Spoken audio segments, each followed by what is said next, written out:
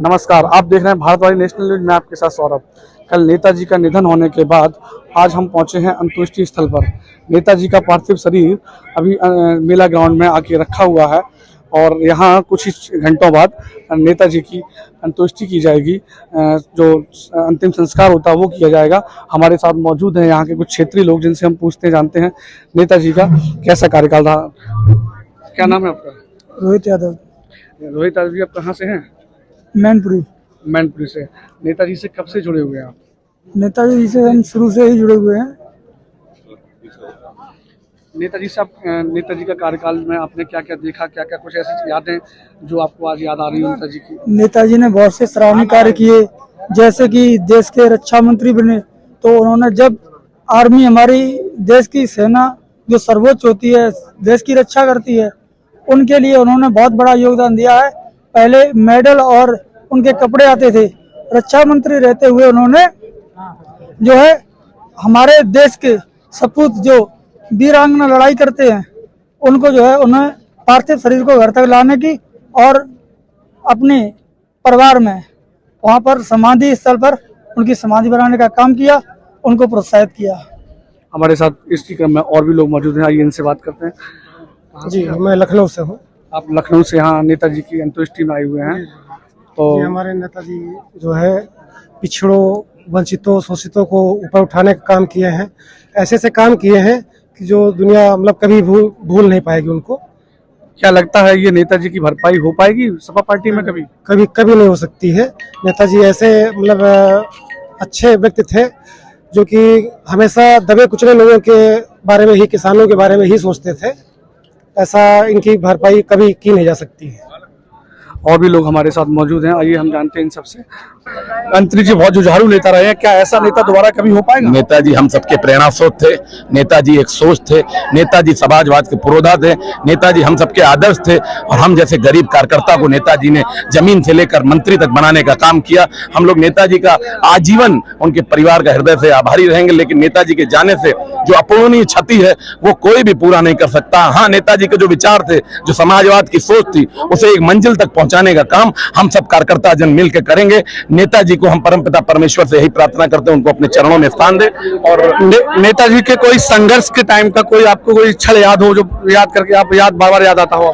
नेताजी जब भी हम लोग को बुलाते थे, नाम से बुलाते थे, राजपाल इधर आओ और तुम लोग संघर्ष करते रहना। ये पार्टी नौजवानों की पार्टी है, ये पार्टी युवाओं की पार्टी है, ये पार्टी समाजवाद को एक परचम लहराने वाली पार्टी है। नेताजी हर समय समाजवाद के परचम को लहराने की बात और युवाओं से खासा प्रेम रखते थे नेताजी। और हम सब दुखी मन से आज उनको श्रद्धा सुमन अर्पित कर रहे हैं। आपको लगता है क्या ऐसा दोबारा कोई ऐसा नेता हो पाएगा जो मंत्री जी की क्षति की पूर्ति कर? समाजवाद का पुरोधा आदरणीय नेताजी का कोई दूसरा नेता इस देश में नहीं है। देश ने एक महान नेता को खोया है। देश ने एक महान जन नेता को खोया है।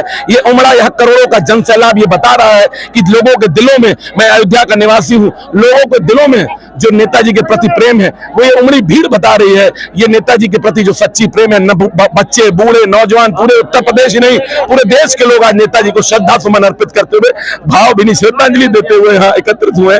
हम भावभीनी श्रद्धांजलि अर्पित करते हैं। नेताजी की क्षति से सपा में बहुत बड़ी कमजोरी आ रही है, सुनने को आ रहा है, सब लोग कह रहे हैं, क्या ऐसा होगा? कोई कमजोरी नहीं है। नेताजी के बताए रास्ते पर हम सब आगे बढ़ रहे हैं और आगे बढ़ते रहेंगे। ये सब बात की बातें हैं।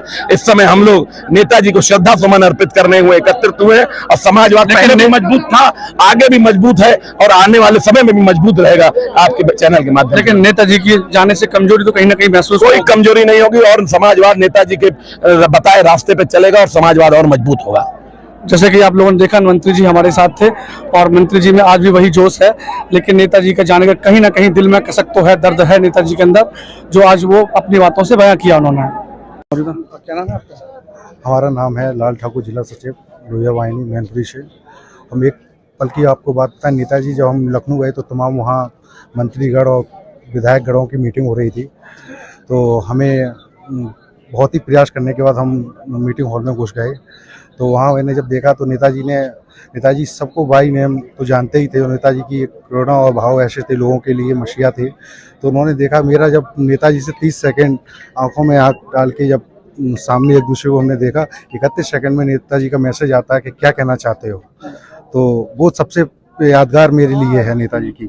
और ये मेरे लिए नहीं, ऐसे बहुत से लोग हुए हैं जो देश में नेताजी आज नहीं, जब तक ये कुल रहेगा, जब तक ये नेताजी हम लोगों के बीच में जिंदा रहेंगे। नेताजी अमर हो गए हैं और आज दत्तीपुत्र मुलायम सिंह अमर हुए हैं, और जब तक संसार रहेगा दत्तीपुत्र मुलायम सिंह जी का नाम रहेगा। हम उन्हें कोटि कोटि नमन करते हैं। इसी तरह से हम सब लोगों से कहते हैं, नेताजी का जो भी कार्य जो प्रेरणा पे चले हैं, हम ये कहते हैं जो भी नेता नगरी में राजनीति में है, नेताजी की कोई ऐसी बात जो हमेशा आपको याद आती हो?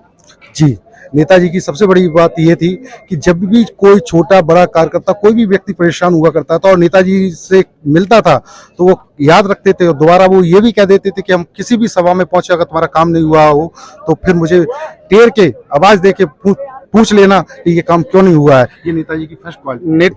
तो हम भीड़ में धक्का मुक्की में हम लोग फंस गए, तो नेताजी ने कही, देखो इस लड़के को जोश है, ये आगे बढ़ेगा। हमने भी धक्के खाए हैं, ये भी धक्का खा रहा है, आगे जाएगा। और नेताजी ने मुझे टेर के आशीर्वाद दिया, तो वो याद मुझे आज भी है। और नेताजी ने अपने पास बुला के अपना फोटो करवाया था।